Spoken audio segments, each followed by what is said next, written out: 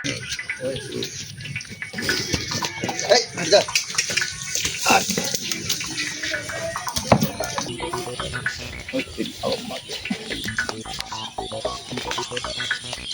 हटा का कोई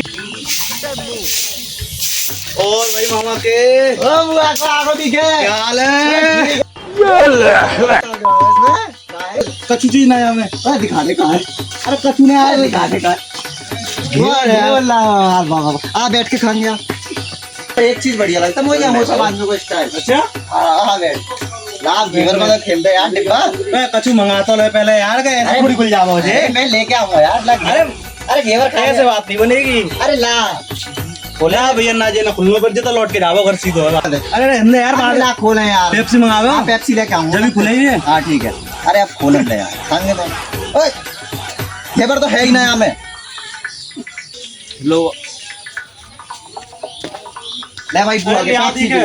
ले भाई बुआ के पास। जाम पेप्सी तो है ही ना है। तो ठीक है कितना जाम है 500 घेवर है।